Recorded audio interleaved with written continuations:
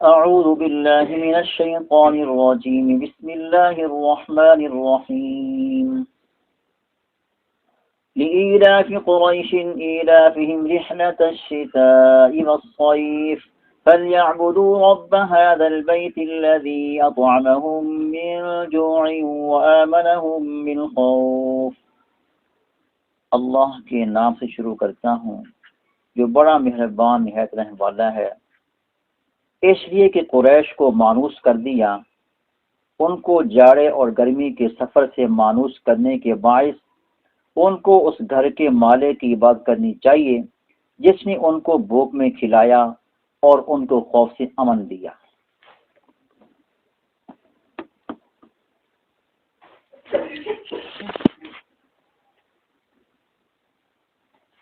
نحمده ونصلي على رسوله الكريم اما بعد۔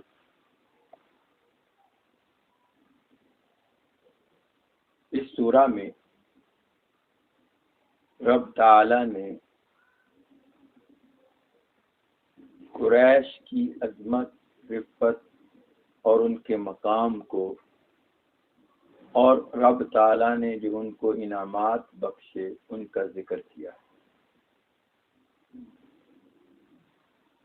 یہاں تک میں عرض کر چکا کہ رب تعالی نے قریش کو بہت ساری چیزوں سے نوازا، یہاں تک کہ جو کائنات میں سب سے اونچی ذات ہے رب کے علاوہ، فخر دو عالم حبیب کبریا احمد مصطفیٰ محمد مصطفیٰ صلی اللہ علیہ وسلم، وہ بھی قریش میں اور قیامت کی صبح تک جو خلیفہ عادل آئے ہیں، جو خلیفہ راشد آئیں گے، وہ بھی قریش میں سے۔ خلافت بھی کس میں رکھی؟ قریش۔ خلفاء راشدین سارے کے سارے قریش میں سے ہیں۔ سیدنا ابوبکر بھی قریش میں سے ہیں، سیدنا عمر بھی قریش میں سے ہیں، سیدنا عثمان بھی قریش میں سے ہیں، اور حضرت علی قریشی بھی ہیں اور ہاشمی بھی ہیں۔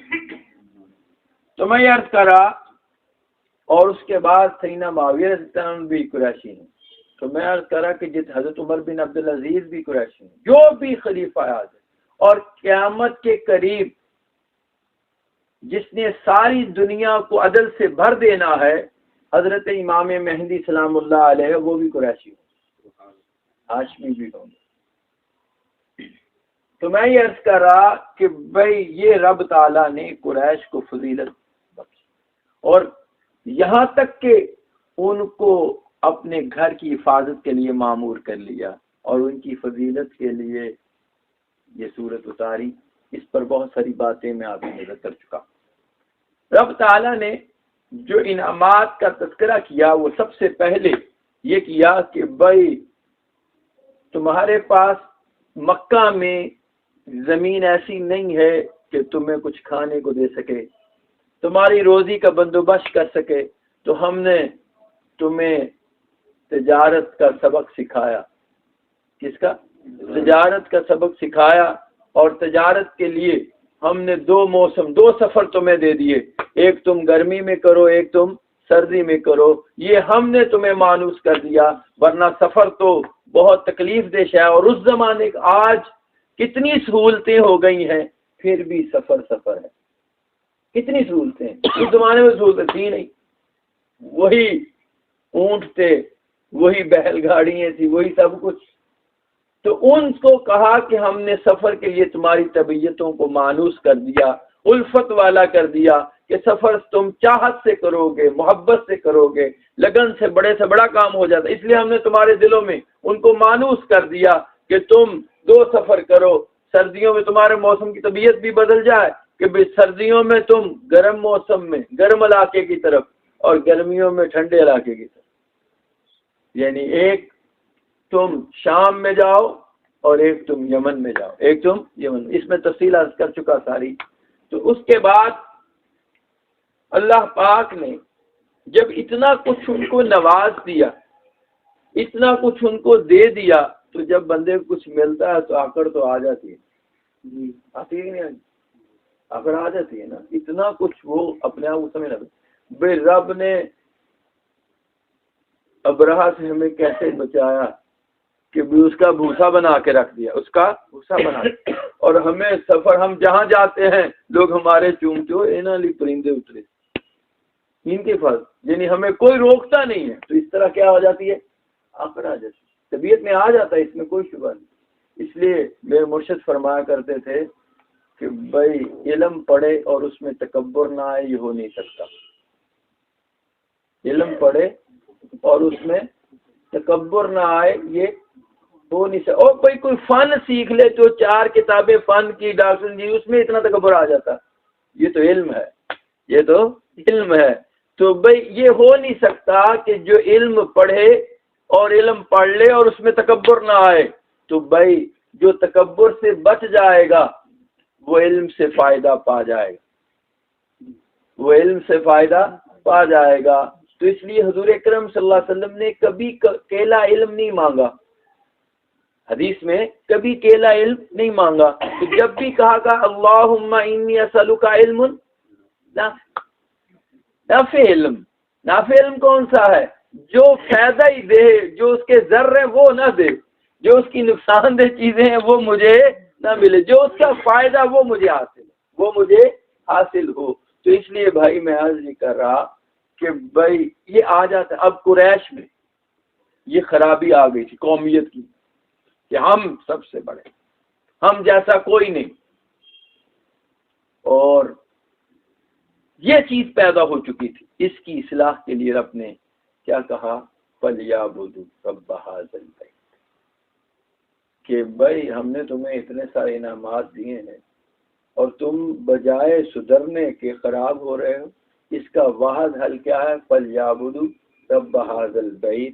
حضرت امام الاولیاء شیخ التفسیر حضرت لاہوری رحمۃ اللہ علیہ نے کیا ترجمہ کیا، تو فرمائیں، کہتے ہیں ان کو اس گھر کے مالک کی عبادت کرنی چاہیے، یعنی جس کے اندر تکبر آ جائے، جب وہ پیشانی زمین پر رکھے گا، ناک رگڑے گا، تو تکبر کہاں رہ جائے گا، تکبر کہاں رہ جائے گا۔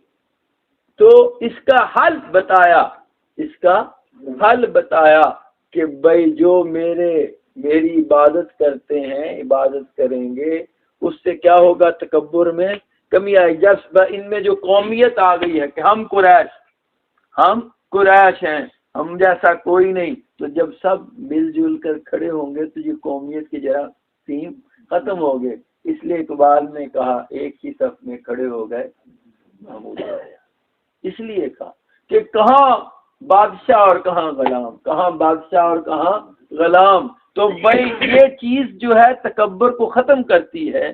تو دیکھو نا کہ ایک آدمی ہے جیسا بھی ہے وہ جھک رہا ہے، کیا کر رہا ہے، جھک رہا ہے، سجدہ کر رہا ہے، اپنا ماتھا ٹیک رہا ہے، تو بھائی رب کہہ رہا ہے فَلْيَعْبُدُوا رَبَّ هَٰذَا الْبَيْتِ، رب هَٰذَا الْبَيْتِ، کہ بھائی یہ اسی کی عبادت کرو گے تو اس سے تمہارے اندر جو قومیت کا جذبہ ہے وہ ختم ہو جائے گا۔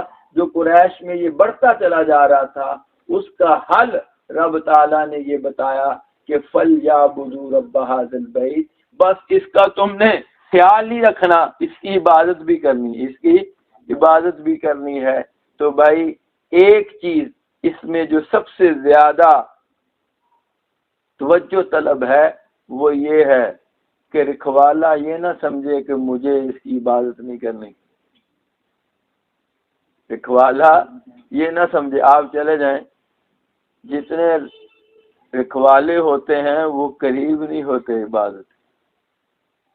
قریش کے اندر بھی یہی خرابی آ گئی تھی، کبھی وہ جو آئی تھی خرابی، ان کو بڑوں کو انعامات ملے تھے نا، آگے اولاد میں بھی وہی اکڑ، وہی سب کچھ۔ تو وہ جو انعامات یا کرامات ہوئی تھیں مزار والوں کے صاحب مزار پر ہوئی تھیں، تو وہ اسی اکڑ میں کہ ساڈے بڑے ادھر، ساڈے بڑے تو یہ وہی مرض ہے، یہ وہی مرض، یہ مرض پیدا تب ہوتا ہے جب اعمال سے پیچھے ہٹے، اعمال سے پیچھے ہٹتا۔ قریش جب اعمال سے پیچھے ہٹے تو ان کے اندر یہ مرض پیدا ہو گیا۔ ہم اور آپ کس بات کی مولی ہیں؟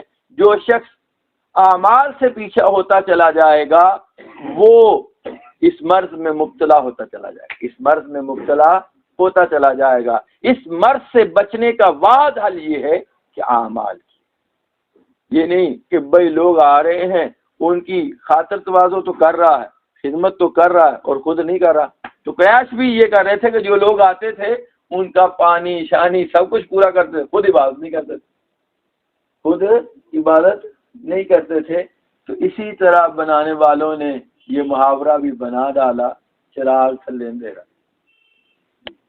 اسی طرح جب یہ چیز عام ہوئی تو یہ محاورہ بنا نا، اگر یہ عام نہ ہوتی تو محاورہ کہاں سے بنتا؟ تو بھائی میں یہی عرض کر رہا ہوں کہ بھائی یہ واحد حل ہے کہ جو چیز کوئی نیکی کا کام کر رہا ہے تو اس کا یہ مطلب نہیں ہے کہ وہ اعمال چھوڑ دے، وہ اعمال چھوڑ دے، اس کو ہی نیکی سمجھ لے۔ آج ہم میں یہ مرض سب سے زیادہ ہے کہ بھی ایک بندہ خیرات کر رہا تو وہ نماز نہیں پڑھتا تھا، ایک بندہ نماز پڑھ رہا تو وہ خیرات نہیں کرتا۔ یعنی ہم نے یہ سمجھ ذکر اذکار کر لیتا، وہ کہتا باقی چیزوں کی ضرورت نہیں۔ ہم نے ایک چیز کو کل سمجھ لیا، ایک چیز کو کل سمجھ لیا، یہ اصل نہیں ہے، یہ چیز دین میں نقصان پیدا کرتی ہے، فائدہ پیدا نہیں کرتی۔ اگر میں اور آپ یہ چاہتے ہیں کہ دین ہمیں فائدہ دے تو پورے دین پر چلو، پورے دین پر چلو۔ اللہ مجھے آپ کو اس پر چلنے والا بنا۔ اللہ